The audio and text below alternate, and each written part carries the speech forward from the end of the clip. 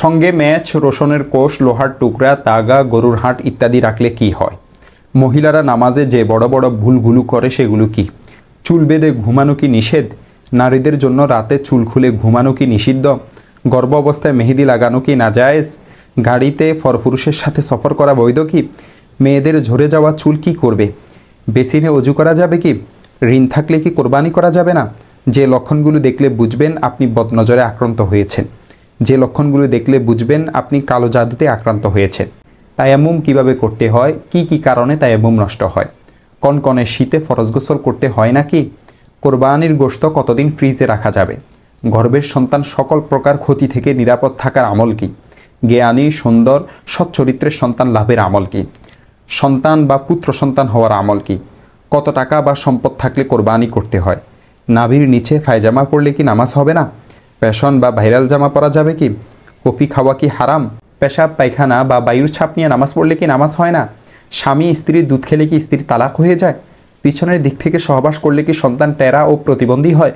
আল্লাহ রাব্বুল আলামিন ইরশাদ করেছেন, আউযু বিল্লাহি মিনাশ শাইতানির রাজীম, বিসমিল্লাহির রহমানির রহিম, নিসাউকুম হারথুল লাকুম ফাতু হারথাকুম আন্না শি'তুম। তোমাদের স্ত্রীগণ তোমাদের জন্য শস্যক্ষেত্র, সুতরাং নিজেদের শস্যক্ষেত্রে যেখান থেকে ইচ্ছা যাও। সূরা বাকারা 223 নং আয়াত। এই আয়াতে আল্লাহ তাআলা এক তাৎপর্যপূর্ণ রূপকের মাধ্যমে স্বামী স্ত্রীর আনন্দ গগন মুহূর্ত সম্পর্কে কয়েকটি বিষয়ের প্রতি দৃষ্টি আকর্ষণ করেছেন। প্রথমত স্পষ্ট করে দিয়েছেন যে স্বামী স্ত্রীর এই মিলন কেবল সুখভোগের উদ্দেশ্যে হওয়া উচিত নয়, বরং একে মানব প্রজন্মের উৎকর্ষ সাধনের মাধ্যম মনে করা উচিত। একজন কৃষক যেমন নিজ শস্যক্ষেতে বীজ বপন করে এবং তাতে তার উদ্দেশ্য থাকে ফসল ফলানো, তেমনিভাবে এই কাজও মূলত মানব প্রজন্মকে স্থায়ী করার একটি মাধ্যম। দ্বিতীয়ত জানানো হয়েছে যে এটাই যখন মিলনের আসল উদ্দেশ্য, তখন তা নারী দেহের সে অংশে হওয়া উচিত যা এর জন্য সৃষ্টি করা হয়েছে। পেছনের যে অংশকে এই কাজের জন্য সৃষ্টি করা হয়নি, স্বভাব প্রকৃতির বিপরীত তাকে বিকৃত যৌনাচারের জন্য ব্যবহার করা সম্পূর্ণরূপে হারাম। তৃতীয় বিষয় এ জানানো হয়েছে যে নারী দেহের সামনের যে অংশকে এই কাজের জন্য সৃষ্টি করা হয়েছে তা ব্যবহার করার জন্য পন্থা যে কোনোটাই অবলম্বন করা যেতে পারে। ইহুদিদের ধারণা ছিল সে অঙ্গকে ব্যবহার করার জন্য কেবল একটা পদ্ধতি জায়েজ, অর্থাৎ সম্মুখ দিক থেকে ব্যবহার করা। মিলন যদি সামনের অঙ্গেই হয় কিন্তু তা করা হয় পেছনের দিক থেকে, তবে তাদের মতে তা জায়েজ ছিল না। তাদের ধারণা ছিল তাতে টেরা চোখের সন্তান জন্ম নেয়। এই আয়াত তাদের সে ভুল ধারণা খণ্ডন করেছে। স্বামী স্ত্রীর দুধ খেলে কি স্ত্রী তালাক হয়ে যায়? নিজের স্ত্রীর দুধ পান করলে স্ত্রী স্বামীর উপর হারাম হয়ে যায় না বা স্ত্রী তালাক হয়ে যায় না, কারণ সর্বোচ্চ 2 বছর বয়সে দুধ পান করলে দুধ মায়ের সম্পর্ক স্থাপন হয়, এরপরে পান করলে আর হয় না। তবে স্ত্রীর স্তনে যদি দুধ থাকে তাহলে স্বামীকে সতর্ক থাকতে হবে যেন দুধ মুখে না আসে। যদি দুধ মুখে আসার আশঙ্কা থাকে সেক্ষেত্রে চোষণ থেকে বিরত থাকা উচিত, কেননা স্ত্রীর স্তনের দুধ পান করা একটি মারাত্মক গুনাহের কাজ। দেখতে পারেন ফাতাওয়ায়ে মাহমুদিয়া 12 নং খণ্ড 310 নং পৃষ্ঠা, ফাতাওয়ায়ে শামী 1 নং খণ্ড 31 নং পৃষ্ঠা। পেশাব পায়খানা ও বায়ুর ছাপ নিয়ে নামাজ পড়লে কি নামাজ হয় না? পেশাব পায়খানা এবং বায়ুর ছাপ নিয়ে নামাজ পড়া মাকরুহ, কেননা এতে নামাজের খুশু খুদুর বিঘ্নতা হয় এবং ইতমিনানের সাথে নামাজ আদায় হয় না। এসব থেকে ছাপমুক্ত হয়ে পূর্ণ ইতমিনান ও স্থিরতার সাথে নামাজ আদায় করা কর্তব্য। হাদিস ও আসারে পেশাব পায়খানা ও বায়ুর ছাপ নিয়ে নামাজ আদায় করতে নিষেধ করা হয়েছে। আব্দুল্লাহ ইবনে আরকাম রাদিয়াল্লাহু তাআলা আনহু বলেন, আমি রাসূলুল্লাহ সাল্লাল্লাহু আলাইহি ওয়াসাল্লামকে বলতে শুনেছি যে যখন নামাজ দাঁড়িয়ে যায় আর তোমাদের কারো পেশাব পায়খানার প্রয়োজন দেখা দেয়, সে যেন প্রথমে প্রয়োজন সেরে নেয়। দেখতে পারেন জামিউত তিরমিজি হাদিস নং 142। হাদিস ও আসারের উপর ভিত্তি করে ফকিহগণ বলেছেন, পেশাব পায়খানা এবং বায়ুর ছাপ নিয়ে নামাজ আরম্ভ করা মাকরুহে তাহরিমি। আর স্বাভাবিক অবস্থায় নামাজ শুরু করার পর নামাজের ভিতর এমন চাপ সৃষ্টি হলে নামাজের পর্যাপ্ত ওয়াক্ত বাকি থাকা সত্ত্বেও এই অবস্থায় নামাজ চালিয়ে যাওয়া মাকরুহ। এই ধরনের ক্ষেত্রে নামাজ ছেড়ে দিয়ে ওযু ইস্তিনজা সেরে পূর্ণ ছাপমুক্ত হয়ে নামাজ আদায় করা কর্তব্য। হ্যাঁ, নামাজের ওয়াক্ত যদি এত অল্প থাকে যে প্রয়োজন সারতে গেলে নামাজ কজা হয়ে যাবে, তাহলে সম্ভব হলে এই অবস্থায় নামাজ পড়ে নেবে। অবশ্য পর্যাপ্ত ওয়াক্ত থাকার পরও কোনো ইমাম বা একাকী নামাজ আদায়কারী যদি এই অবস্থায় নামাজ পড়ে নেয়, তবে এমনটি করা মাকরুহ হলেও তাদের নামাজ হয়ে যাবে। পুনরায় এ নামাজ পড়া জরুরি নয়, তবে ভবিষ্যতে এরূপ করা থেকে বিরত থাকবে। কফি খাওয়া কি হারাম? কফির উৎস এক প্রকার ফলের বীজ থেকে। এটি পানে জীবনী ভাব কেটে গিয়ে শক্তির মাত্রা বৃদ্ধি পায়। এতে মাদকতা আসে না এবং মানব দেহের কোনো ক্ষতিও করে না, অতএব এটি হারাম নয়। তবে কোনো হারাম বা নাফাক উপাদান থেকে তৈরি করা হলে অথবা সেটি স্বাস্থ্যের জন্য ক্ষতিকর হলে বা এতে মাদকতা থাকলে তখন তা হারাম হবে। ফ্যাশন বা ভাইরাল জামা পরা যাবে কি? পোশাক আশাক ও সাজসজ্জার বিষয়ে সমাজে বিজাতীয় সংস্কৃতি ও ফ্যাশনের বড় প্রভাব পরিলক্ষিত হয়। যখন যে ফ্যাশন বের হচ্ছে তখন নির্বিচারে অনুকরণকে আধুনিকতা মনে করা হচ্ছে, আর এক্ষেত্রে অমুসলিম বা ফাসেক লোকদের রীতিনীতি অধিক অনুকরণীয় হতে দেখা যায়। এসবই ভুল। বিজাতীয় সংস্কৃতির অনুসরণ শরীয়তের দৃষ্টিতে অত্যন্ত ঘৃণিত। হাদিস শরীফের মধ্যে এসেছে, যে ব্যক্তি যে সম্প্রদায়ের সাথে সামঞ্জস্য রাখে সে তাদেরই দলভুক্ত। দেখতে পারেন সুনানে আবু দাউদ 2 নং খণ্ড 559 নং পৃষ্ঠা। নাভির নিচে ফায়জামা পরলে নামাজ হবে কি? নাভি পর্যন্ত নিষিদ্ধ সতর। নামাজের মধ্যে নাভির নিচের সামান্য অংশ অনাবৃত থাকলেও নামাজ নষ্ট হয়ে যাবে।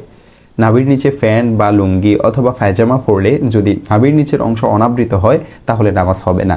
আর যদি নাভির নিচে প্যান্ট বা ফায়জামা অথবা লুঙ্গি পরে উপরে শার্ট বা পাঞ্জাবি অথবা জামা ইত্যাদি পরার কারণে নাভির নিচের অংশ আবৃত হয়ে যায় তাহলে নামাজ হয়ে যাবে। বৈজ্ঞানিকভাবে প্রমাণিত যে একদম কোমরের নিচের অংশে প্যান্ট পরা বা ফায়জামা পরা অপেক্ষা নাভির কাছাকাছি রেখে পরা ভালো। একদম নিচে প্যান্ট বা ফায়জামা পরা দৃষ্টিকটুও দেখা যায়। কত টাকা বা সম্পদ থাকলে কোরবানি করতে হয়?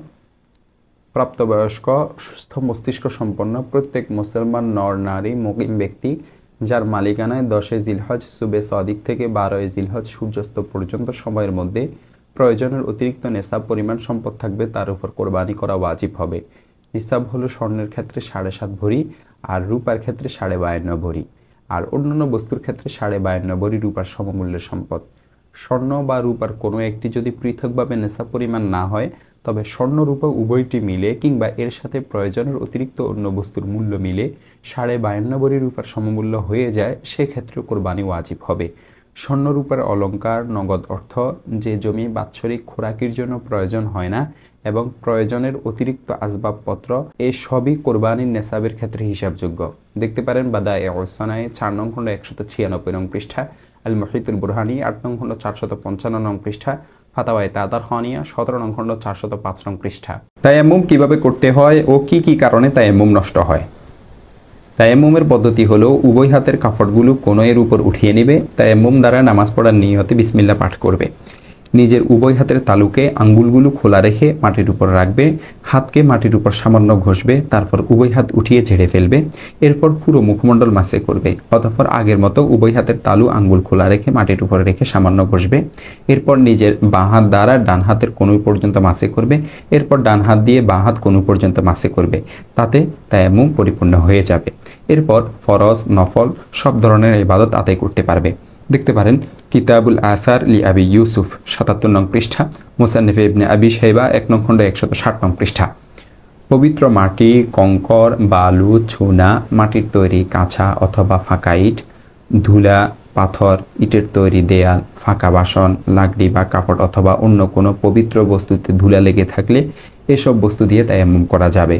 কোথাও যদি উল্লেখিত বস্তুগুলো না থাকে বরং স্বচ্ছ টাইলস থাকে তাহলে এর মাধ্যমে তায়াম্মুম করা যাবে, কারণ টাইলস মূলত মাটি জাতীয় দ্রব্য, তাই টাইলসের উপর তায়াম্মুম করা বৈধ। তবে যদি টাইলস, প্রিন্ট ইত্যাদির মাধ্যমে রাঙানো হয় তখন তায়াম্মুম করা বৈধ হবে না। দেখতে পারেন ফাতহুল কদির 1 নং খণ্ড 113 নং পৃষ্ঠা, কিতাবুন নাওয়াজিল 3 নং খণ্ড 103 নং পৃষ্ঠা। যেসব কারণে অজু ভেঙে যায় সেসব কারণে তায়াম্মুমও ভেঙে যায়। দেখতে পারেন মুসান্নিফে ইবনে আবি শাইবা 1 নং খণ্ড 160 নং পৃষ্ঠা। এছাড়াও ফানি ব্যবহারে সক্ষম হয়ে গেলে, তায়াম্মুমের অনুমতি প্রদানকারী অপারগতা দূর হয়ে গেলে তায়াম্মুম ভেঙে যাবে, যেমন দুশমনের ভয়ে খতম হয়ে গেলে, রোগের আশঙ্কা শেষ হয়ে গেলে ইত্যাদি। দেখতে পারেন মুসান্নিফে ইবনে আবি শাইবা 1 নং খণ্ড 192 নং পৃষ্ঠা। কনকনে শীতে ফরজ গোসল করতে হয় কি, নাকি তার পরিবর্তে তায়াম্মুম করে নিলেই চলবে? প্রচণ্ড ঠান্ডার কারণে অজু গোসল করতে গেলে অসুস্থ হয়ে যাওয়া কিংবা অসুস্থতা বেড়ে যাওয়ার আশঙ্কা থাকলে তায়াম্মুম করা বৈধ, অবৈধ নয়। মূলত তায়াম্মুমের বিধান দেওয়া হয়েছে আল্লাহর আদেশ নিষেধ পালন সহজ সাধ্য করার জন্য। তবে পানি গরম করে অজু গোসল করার সুযোগ থাকলে এবং গরম পানি ব্যবহারের কারণে কোনো অসুবিধা না থাকলে তায়াম্মুম করা জায়েজ হবে না। কিন্তু যদি পানি গরম করার কোনো সুযোগ না থাকে এবং ঠান্ডা পানি দিয়ে গোসল করলে ঠান্ডায় মৃত্যু, অঙ্গহানি বা অসুস্থ হয়ে যাওয়া বা ঠান্ডাজনিত নানা রকম অসুখ বেড়ে যাওয়ার আশঙ্কা থাকলে গোসলের পরিবর্তে তায়াম্মুম করা জায়েজ হবে। আর গোসলের তায়াম্মুম ওজুর তায়াম্মুমের মতোই, উভয় তায়াম্মুম একই নিয়মেই করতে হবে। আর ওজরের কারণে তায়াম্মুম করার পর যখন গোসল করার সামর্থ্য ফিরে পাবে তখন তাকে গোসলই করতে হবে। দেখতে পারেন কিতাবুল আসল 1 নং খণ্ড 86 নং পৃষ্ঠা, আল মাবসুদ সারাখসির 1 নং খণ্ড 122 নং পৃষ্ঠা, বাদায়ে সানায়ে 1 নং খণ্ড 171 নং পৃষ্ঠা, আল বাহরুর রাইক 1 নং খণ্ড 142 নং পৃষ্ঠা, হাশিয়াতুত তাহতাবি আলাল মারাকি 1 নং খণ্ড 62 নং পৃষ্ঠা, দারাকুতনি হাদিস নং 731, কিতাবুল আসার হাদিস নং 74, সুনানুল কুবরা লিল বাইহাকি হাদিস নং 1105। কোরবানির গোশত কতদিন ফ্রিজে রাখা যাবে? আল্লাহ তাআলা সন্তুষ্টির উদ্দেশ্যে ইখলাসের সাথে পশু জবাই করার দ্বারা কোরবানির ওয়াজিব আদায় হয়ে যায়। কোরবানির গোশত দানের ব্যাপারে কোরবানিকারীর উপর শরীয়ত কোনো বাধ্যবাধকতা আরোপ করেনি, বরং প্রত্যেককে তার অবস্থা অনুপাতে দান করতে বলা হয়েছে। কোরবানির গোশতের পুরোটার মালিক কোরবানি দাতা। সে ইচ্ছা করলে তা খেতে পারে, দান করতে পারে এবং ভবিষ্যতের জন্য ফ্রিজে সংরক্ষণও করতে পারে।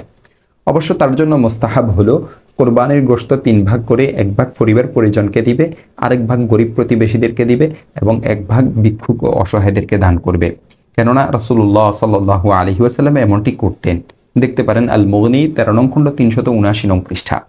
আরেকটি বিষয় হচ্ছে রাসূলুল্লাহ সাল্লাল্লাহু আলাইহি ওয়াসাল্লাম বিশেষ এক পরিস্থিতির কারণে একবার কোরবানির গোশত সংরক্ষণ করা থেকে নিষেধ করেছিলেন, কিন্তু পরবর্তী বছর থেকে এর অনুমতি প্রদান করেছেন, যা অসংখ্য বিশুদ্ধ হাদিস দ্বারায় প্রমাণিত আছে। যেমন একটি হাদিস হচ্ছে, নবী করিম সাল্লাল্লাহু আলাইহি ওয়াসাল্লাম বলেন, তোমাদের মধ্যে যে ব্যক্তি কোরবানি করে সে যেন 3য় দিনের পর এমন অবস্থায় ভোরে উপনীত না হয় যে তার ঘরে কোরবানির গোশতের কিছু অংশ অবশিষ্ট আছে। পরবর্তী বছর আসলে লোকেরা বলল, ইয়া রাসূলুল্লাহ, আমরা গত বছর যেরূপ করেছিলাম এ বছরও কি তদ্রূপ করব? তিনি উত্তরে বললেন, কুলু ওয়াদ্দাখিরু ফা ইন্না যালিকাল আম্মা কানু ফি জাহাদিন ফা আরাদতু আন তুঈনু। অর্থাৎ তোমরা নিজেরা কোরবানির গোশত খাও, অন্যকে খেতে দাও এবং জমা করে রাখো। যেহেতু ওই বছর মানুষ দুর্ভিক্ষের কবলে পড়েছিল, তাই আমি চেয়েছিলাম যে এই অবস্থায় তোমরা তাদের সাহায্য করো। দেখতে পারেন সহিহ বুখারী হাদিস নং 5569, সহিহ মুসলিম হাদিস নং 4998। অন্য এক হাদিসের মধ্যে বর্ণিত হয়েছে, আল্লাহ রাসূল সাল্লাল্লাহু আলাইহি ওয়াসাল্লাম বলেন, ইন্নী কুনতু নাহাইতুকুম আন তাকুলু লুহুমাল আদাহিয়া ইল্লা সালাসান ফাকুলু ওয়া আতঈমু ওয়াদখিরু মা বাদা লাকুম। অর্থাৎ আমি তোমাদেরকে কোরবানির গোশত 3 দিনের অধিক সময় খেতে নিষেধ করেছিলাম, এখন তোমরা যতদিন ইচ্ছা নিজেরা খাও, অপরকে খাওয়াও এবং জমা করে রাখো। দেখতে পারেন সুনান নাসাই হাদিস নং 2033। মোট কথা, কোরবানি দাতা নিজের জন্য যে পরিমাণ ইচ্ছা যতদিন ইচ্ছা কোরবানির গোশত ফ্রিজে সংরক্ষণ করে রেখে ভক্ষণ করতে পারবে। তবে এখানে লক্ষণীয় বিষয় হচ্ছে, ঈদের দিন আল্লাহ তাআলার মেহমানদারির দিন। এই দিনে বিত্তবানদের কর্তব্য হলো সমাজের দরিদ্র লোক ও ওই সকল আত্মীয় স্বজনদের নিকট কোরবানির গোশত পৌঁছে দেওয়া যারা কোরবানি করতে সক্ষম নয়। গর্ভের সন্তান সকল প্রকার ক্ষতি থেকে নিরাপদ থাকার আমল কি? সূরা ইনশিকাক পড়লে গর্ভের সন্তান সকল প্রকার ক্ষতি থেকে নিরাপদ থাকে। জ্ঞানী সুন্দর সৎ চরিত্রের সন্তান লাভের আমল কি? সন্তান গর্ভে ধারণের প্রথম, দ্বিতীয় ও তৃতীয় মাসে সূরা লোকমান, চতুর্থ, পঞ্চম ও ষষ্ঠ মাসে সূরা ইউসুফ ও আলে ইমরান পড়ুন। আর সপ্তম, অষ্টম ও নবম মাসে সূরা মারিয়াম ও সূরা মুহাম্মদ পড়ুন। সূরা লোকমান পড়লে গর্ভের সন্তান জ্ঞানী, তীক্ষ্ণ বুদ্ধি ও হিকমতওয়ালা হয়। সূরা ইউসুফ পড়লে গর্ভের সন্তানের রুহানি ও জিসমানি উভয় দিক সুন্দর হয়। সূরা আলে ইমরান পড়লে গর্ভের সন্তান দ্বীনের পথে আহ্বানকারী হয়। সূরা মারিয়াম পড়লে গর্ভের সন্তান ফরহেজগার ও আল্লাহভীরু হয়। সূরা মুহাম্মদ পড়লে গর্ভের সন্তান সুন্দর চরিত্রের অধিকারী হয়। এছাড়াও সন্তান গর্ভে থাকাকালীন উচিত বেশি বেশি কোরআনুল কারীম তেলাওয়াত করা, নিয়মিত নামাজ আদায় করা ও ধর্মীয় বই পড়া। কারণ এ সময় মায়েরা যে কাজগুলো করে থাকেন সন্তানের আচরণের উপর তার প্রভাব পড়ে। এ সময় পরনিন্দা, পরচর্চা করা, ঝগড়া করা, গালাগালি করা ও অন্যান্য মন্দ কাজ থেকে বিরত থাকা বাঞ্ছনীয়। দোয়া করি আল্লাহ তাআলা যেন সকল মা বাবাকে নেককার সন্তান দান করেন, আমিন। সন্তান বা পুত্র সন্তান হওয়ার আমল কি? কেউ যদি আল্লাহ রাব্বুল আলামিনের কাছে পুত্র সন্তানের আশা রাখে তাহলে সে যেন পড়ে, রব্বি হাবিলি মিনাস সালিহিন, রব্বি হাবিলি মিনাস সালিহিন, রব্বি হাবিলি মিনাস সালিহিন। অর্থাৎ, হে আমার প্রভু, আমাকে সৎকর্মশীল সন্তান দান করো। সূরা সাফাত আয়াত নং 100। আল্লাহ রাব্বুল আলামিন নিঃসন্তান মা বাবাকে এই দোয়া শিখিয়েছেন, তারা যেন পড়ে রব্বি লা তাযারনি ফারদান ওয়া আনতা খায়রুল ওয়ারিসিন, রব্বি লা তাযারনি ফারদান ওয়া আনতা খায়রুল ওয়ারিসিন, রব্বি লা তাযারনি ফারদান ওয়া আনতা খায়রুল ওয়ারিসিন। অর্থাৎ, হে আমার রব, আমাকে একা রেখো না, তুমি তো সর্বোত্তম উত্তরাধিকারী। সূরা আম্বিয়া আয়াত নং 89। আল্লাহ রাব্বুল আলামিন আরেকটি দোয়া শিখিয়েছেন যেন মা বাবা পড়ে রব্বি হাবিলি মিন লাদুনকা যুররিয়াতান তাইয়্যিবা ইন্নাকা সামিউদ দুআ, রব্বি হাবিলি মিন লাদুনকা যুররিয়াতান তাইয়্যিবা ইন্নাকা সামিউদ দুআ, রব্বি হাবিলি মিন লাদুনকা যুররিয়াতান তাইয়্যিবা ইন্নাকা সামিউদ দুআ। হে আমার প্রতিপালক, আপনার পক্ষ থেকে আমাকে পুত পবিত্র সন্তান দান করুন, নিশ্চয় আপনি প্রার্থনা কবুলকারী। সূরা আলে ইমরান আয়াত নং 38। সুতরাং কোনো মানুষের কাছে সন্তান কামনা করা যাবে না, সন্তান লাভের জন্য অবৈধ ও অনইসলামিক উপায় অবলম্বন করা যাবে না। নিঃসন্তান দাম্পত্যের উচিত আল্লাহ রাব্বুল আলামিনের উপর ভরসা করে এই দোয়াগুলো পাঠ করা। আল্লাহ রাব্বুল আলামিন আরেকটি দোয়া শিখিয়ে দিয়েছেন, যে দোয়াটি হচ্ছে রব্বানা হাব লানা মিন আজওয়াজিনা ওয়া যুররিয়াতিনা কুররাতা আয়ুনিন ওয়াজআলনা লিল মুত্তাকিনা ইমামা, রব্বানা হাব লানা মিন আজওয়াজিনা ওয়া যুররিয়াতিনা কুররাতা আয়ুনিন ওয়াজআলনা লিল মুত্তাকিনা ইমামা, রব্বানা হাব লানা মিন আজওয়াজিনা ওয়া যুররিয়াতিনা কুররাতা আয়ুনিন ওয়াজআলনা লিল মুত্তাকিনা ইমামা। অর্থাৎ, হে আমাদের প্রতিপালক, আমাদের স্ত্রী ও সন্তানদের আমাদের জন্য নয়ন প্রতিকর করো এবং আমাদের সংযমীদের আদর্শ স্বরূপ করো। সূরা ফুরকান আয়াত নং ৭৪। গাড়িতে পরপুরুষের সাথে সফর করা বৈধ কি? ব্যক্তিগত গাড়িতে হোক বা অন্য গাড়িতে হোক, গায়রে মাহরামের সাথে সফর করা জায়েজ নয়। হযরত ওমর ইবনুল খাত্তাব রাদিয়াল্লাহু তাআলা আনহু থেকে বর্ণিত, রাসূলুল্লাহ সাল্লাল্লাহু আলাইহি ওয়াসাল্লাম ইরশাদ করেছেন, যখন কোনো পুরুষ নারীর সাথে নির্জনে দেখা করে, তখনই শয়তান সেখানে তৃতীয় ব্যক্তি হিসেবে উপস্থিত হয়। দেখতে পারেন সুনান তিরমিজি হাদিস নং 2165, সহিহ ইবনে হিব্বান হাদিস নং 5586। অনেকে চুল বেচা কেনা করে। চুলসহ মানব দেহের কোনো কিছু বা অঙ্গ প্রত্যঙ্গ বেচা কেনা করা সম্পূর্ণ নাজায়েজ। শরীয়ত এগুলোর বেচা কেনা নিষিদ্ধ করেছে। তাছাড়া নারীদের কর্তৃত্ব চুল ও সতরের অন্তর্ভুক্ত, তা বিনা প্রয়োজনে বেগানা পুরুষকে দেখানো জায়েজ নয়। তাই চুল বেচা কেনা করা থেকে বিরত থাকা আবশ্যক। কর্তৃত্ব চুল সম্ভব হলে দাফন করে দিবে। দেখতে পারেন আল জামিউস সগীর পৃষ্ঠা নং 328, বাদায়েউস সানায়ে 4 নং খণ্ড 333 নং পৃষ্ঠা, ফাতহুল কদির 6 নং খণ্ড 63 নং পৃষ্ঠা, তাবিয়িনুল হাকায়েক 4 নং খণ্ড 376 নং পৃষ্ঠা, ফাতাওয়ায়ে হিন্দিয়া 5 নং খণ্ড 329 নং পৃষ্ঠা, রদ্দুল মুহতার 6 নং খণ্ড 405 নং পৃষ্ঠা। ঋণ থাকলে কি কোরবানি করা যাবে না? যদি আপনার কাছে এত সম্পদ থাকে যে ঋণ আদায় করার পরও নেশাব পরিমাণ সম্পদ প্রয়োজনের অতিরিক্ত অবশিষ্ট থাকে, তাহলে আপনার উপর কোরবানি করা আবশ্যক হবে। আর যদি এতটুকু সম্পদ না থাকে, তাহলে কোরবানি করা আবশ্যক হবে না। ঋণ পরিশোধ করা একটি ফরজ হুকুম, কোরবানি করা আল্লাহ তাআলার আরেকটি হুকুম। একটির কারণে অন্যটি আটকে থাকবে না। দেখতে পারেন আল ফাতাওয়াল হিন্দিয়া 5 নং খণ্ড 292 নং পৃষ্ঠা, আল মুহিতুল বুরহানি 8 নং খণ্ড 455 নং পৃষ্ঠা, আল ফাতাওয়া তাতার খানিয়া 17 নং খণ্ড 405 নং পৃষ্ঠা, রদ্দুল মুহতার 9 নং খণ্ড 453 নং পৃষ্ঠা। এই লক্ষণগুলোর একাধিক বা 3, 4, 5টা যদি আপনার মাঝে থাকে, তাহলে বুঝবেন আপনি বদনজরে আক্রান্ত হয়েছেন। 1. বারবার হাই আসা, 2. চুলকানি অথবা অ্যালার্জি হওয়া, 3. ঢেকুর আসা, 4. গরম এবং ঠান্ডা বেশি অনুভব হওয়া, 5. ক্রমাগত হাঁচি আসা, 6. শরীরে দাগ এবং ফোড়ার উপস্থিতি, 7. শরীরে ক্ষত হওয়া, 8. চোখের নিচে কালো হয়ে যাওয়া, 9. হতাশা বা ভয় হওয়া, 10. মাথা ব্যথা হওয়া, 11. ঘুমাতে গেলে শরীর ঝাঁকি দিয়ে ওঠা। যাদের এমন লক্ষণ একের অধিক 3, 4টা একসাথে মিলছে, তারা বুঝবেন যে আপনি বদনজরে আক্রান্ত হয়েছেন। তখন আপনি এটার থেকে পরিত্রাণ পাওয়ার জন্য রুকাইয়া করাতে পারেন। কালো জাদু প্রয়োগ করার কারণে অনেকের ক্ষেত্রে এই লক্ষণগুলো দেখা যায়। এই ক্ষতিগুলো তাদের হয়ে থাকে। 1. স্বামী ও স্ত্রীর মধ্যে নিত্য কলহ হওয়া, এমনকি তা কখনো মারামারি ও তালাকের পর্যায়ে পৌঁছে যাওয়া। 2. স্ত্রী তার স্বামীকে ভয়ঙ্কর ঘৃণা করতে থাকা, তাকে হেয় করতে থাকা ক্রমাগত, এটাও কালো জাদুর কারণে হতে পারে। 3. সব সময় মাথা ধরে থাকা, নানা ওষুধ খাওয়ার পরেও কিছুতে না সারা, এটাও কালো জাদু প্রয়োগের কারণে হয়ে থাকে। 4. বিনা কারণে কিছুদিন ধরে শ্বাসকষ্ট আরম্ভ হওয়া বা গলা ধরে থাকা। 5. হঠাৎ করে কানে কম শোনা বা হঠাৎ দাঁতে ব্যথা হওয়া, রক্ত পড়া, দাঁতে ক্ষয়, এটাও কালো জাদুর কারণে হয়ে থাকে। অনেকেই চোখে কম দেখে হঠাৎ করে এবং নাড়ির গতি তাদের বেড়ে যায়, এগুলোও কালো জাদুর মধ্যেই পড়ে। 6. নির্দিষ্ট সময়ের অনেক আগে বা পরে ঋতুমতী হওয়া, এটাও কালো জাদুর দ্বারা হয়ে থাকে। শুধু তাই নয়, অনেক মহিলার নির্দিষ্ট বয়সে 7 অথবা 8 বছর আগে ঋতু বন্ধ হয়ে যায়, এটাও অনেক ক্ষেত্রে কালো জাদুর কারণে হয়ে থাকে। 7. গৃহপালিত পশু মারা যায় বান মারার জন্য, ঠিক একই কারণে গরুর দুধ হয় না, গোয়ালে গরু ঢুকলে লাফাতে থাকে বা বেরিয়ে আসতে চায়, সর্বদা এগুলো ঘটলে বুঝবেন যে কেউ কালো জাদু করেছে। 8. অনেকে ঘুমের মধ্যে কোনো স্বপ্ন দেখতে পান না। ঘুমের মধ্যে স্বপ্ন দেখা মানুষের অবচেতন মনের স্বাভাবিক প্রক্রিয়া, কিন্তু কালো জাদুর সাহায্যে এ দেখা বন্ধ করা যায়। 9. ভালো স্বভাবের বাড়ির মেয়ে হঠাৎ স্বেচ্ছাচারী হয়ে ওঠা, এটিও অনেক ক্ষেত্রে কালো জাদুর কারণে হয়ে থাকে। 10. বিনা কারণে হঠাৎ চাকরি থেকে বরখাস্ত হওয়া বা ছাঁটাই হওয়া, এটাও অনেক ক্ষেত্রে কালো জাদুর কারণে হয়ে থাকে। অনেকে চেষ্টা করেও আয় বাড়াতে পারেন না, প্রমোশন হয় না, এসব ক্ষেত্রেও অনেক সময় কালো জাদু করা হয়। 11. অনেক সময় দেখা যায় অনেক সুন্দরী বিবাহিতা হঠাৎ করে স্বামীর মুখে বন্য জন্তুর মুখ দেখতে পান, ভয়ে স্বামীকে কথা বলতে পারেন না, এগুলো অনেক ক্ষেত্রে কালো জাদুর কারণে হয়ে থাকে। বেসিনে অজু করা যাবে কি? অজুর ছাড় ফরজ মানা হলে অজু শুদ্ধ হয়ে যায়। অজুর ফরজ ছাড়টি: 1. পূর্ণ মুখমণ্ডল একবার ধোয়া। 2. উভয় হাত কোণু পর্যন্ত ধোয়া। 3. মাথার ছাড় ভাগের এক ভাগ মাসে করা এবং ছাড় উভয় পা টাকনু সহ ধোয়া।